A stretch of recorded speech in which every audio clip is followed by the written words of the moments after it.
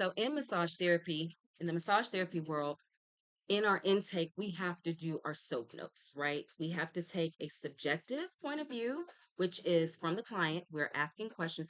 So I'm gonna look at the camera. I keep looking at myself, but I'm gonna try to look at the camera, but I can't help it because I want to make sure like I'm okay, right, in every frame.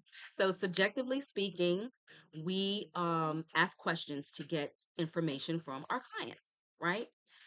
Objectively speaking, we are observing as well and taking notes on the things that we observe with our eyes, things that we observe as we palpate and feel and touch and all the things, right? And even how you're responding on the tape. Okay. Um, and then we put together, we assess together. We take what you tell us, we take what we observe, and we put it together and we assess a plan. That's the SOAP notes, SOAP. If I was an editor, you would see that right here. Okay. Use your imagination, y'all. We need to get back to that anyway. So, subjective, objective assessment and planning. I'm bringing those skills here to this community. And so that I am not just operating in an objective lane, I need to also gather and see where we are so that together we can subjectively and objectively assess a plan of our mobilization, of our capacity to move through these societies and move through this culture and move through this economy without the crisis, right? And tap more into our Christ is.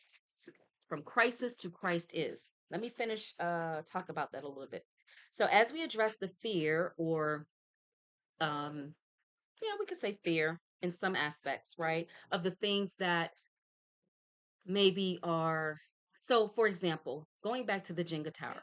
I know my initial feeling, I confess that my initial feeling sometimes is when something falls, I can't do the TV in the background. When something falls and it crashes, when that tower crashes and you have to start all over, or you've got to go pick up the pieces from all over the place, or you've got to go, you know, figure out which one is the priority first because they're all so important. When you've got to recalibrate numbers, recalibrate dates, and recalculate numbers, and turn this thing off that you turned on, and doing all this, undoing all these things that you started by faith, moving forward. Now the tower has fall. Initially, sometimes fear comes into play, right? And so, um, I have recognized that pattern in myself, and I want to help you recognize patterns within yourself, right? I'm not here to diagnose anyone, take anyone's intake, or anything like that. I am here to also help apply some of the theoretics of massage therapy and bring the application of life for a single Black mother here so that we understand the principles, the purpose, and the power behind the application, right? So, I see how it affects our anatomy. I see how it affects our physiology. I see how the stress affects our parenting and our purposing, right? And so, and when I say purposing, meaning like you have a purpose, you have a dream, you have a vision, something that you were given in your belly. And these distractions, these abrupt moves keeps pulling you away from the thing. It keeps dragging you away from it. And it's like, you know, one step forward, I take two steps forward, I take one step back. Y'all remember that Paula Abdul? We are together like opposites attracting, it ain't fiction, it's a natural fact. And she's talking about, well, she's talking about something else, but the two steps forward and one step back is typically sometimes how life feels. It feels like every time you take a two steps forward, you got two steps of success, and here we go, one step back, right? So in those times, it's easy for fear to come and grab you by the neck and keep you in a chokehold, like, oh my gosh, what am I gonna do? Right. And then you get panicky and you start to, honestly, you get into states of, well, I have had to come out of places and out of the pattern of being desperate because when crises come up, I realize as I look back in hindsight that there's levels of desperation that now I wouldn't, would I never, okay? Things I would do for work. I'm not talking about illegally or, sexually, nothing like that. That's not what I'm talking about. I'm just talking about working beyond below my value, or burning myself out, or bottom feeding everybody else's client because of whatever, and just scraping up whatever's left. Call me if and I appreciate those times, but I've allowed myself to get caught in the cycle of it, and it's why sometimes you can experience a cycle of crisis, because out of trying to fix your crisis, you jump into one situation into another, that both of them are not good for you, right?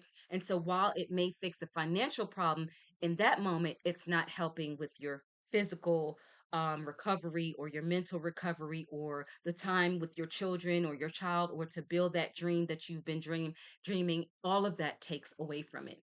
And so there's a way that I have learned, and I'm still learning from, from one degree to the other, from one phase to the other, is that there's a way to transition out of crisis into Christ is.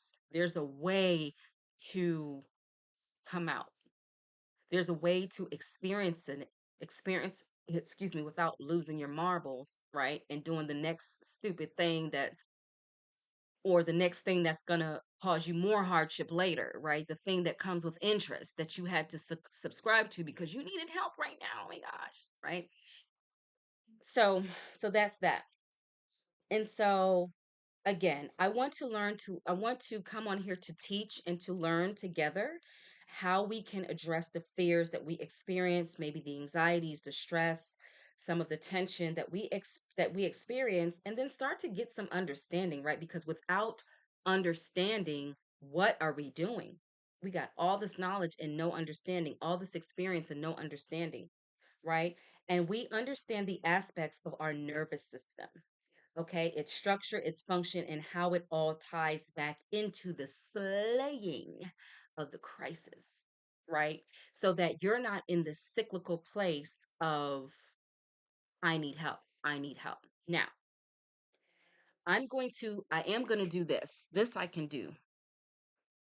Well, wait a minute, because do I know how to do that with the video and put the link in? I don't think I know how to do that. But anyway, there's a quote. I'm going to put it in the description. That's what I'm going to do. Put it in the description. There's a quote from Dr. John Henry Clark. Henry Clark, Clark Henry. Forgive me, Uncle, if I got it wrong. But anyway, he drops a lot of jewels, and I'll put the exact quote in the description of this video.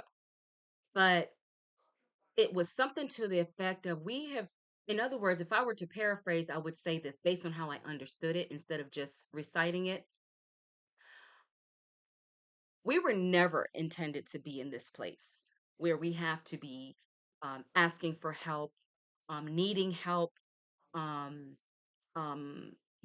because we've come from societies and cultures and a time and elders and ancestors who um, live by different types of ideas and foundations and principles as far as it pertained to community, and especially mothers, and especially Black mothers, because where I'm going when I say Black is of African descent. If you don't subscribe to that, if you are like, I ain't no African, I ain't no African, I ain't no, okay, like, all right, cool. You Black. Okay, so it don't matter. You having the same experience as anybody. But I say that to say, because when I speak of community, I in the community I am looking to replicate as far as bringing our resources together, our intelligence together, and mobilizing us. That's some African. Yeah. Like that's African, okay? Whether it African, Caribbean African, African American African, Canadian African.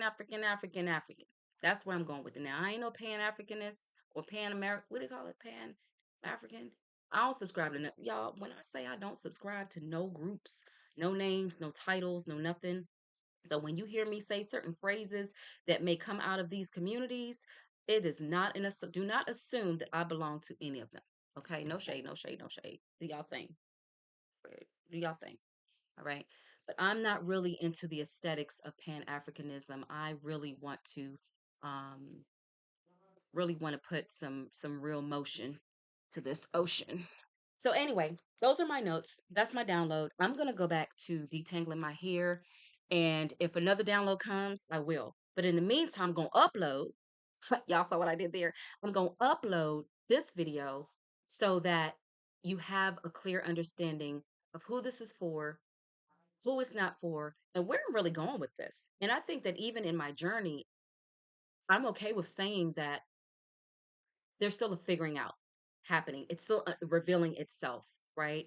And so there's no, well, there is a final destination that I imagine one day we will all get in a plane. Okay, okay. But anyway, there's no real set destination here yet. I think that you guys will come on and we can design that together, right? This is not Amber's arc. This is not me building an arc for you to come on my arc, my platform. This is mine, mine, mine. Follow me. Buy what I have. I'm going to sell you what I have because I'm not looking for your business, not looking for transactions, but I am looking for your participation in your communion, in your fellowship, in your exchange, in your presence, right? Um, my final word on this is I feel like, not I feel, I know that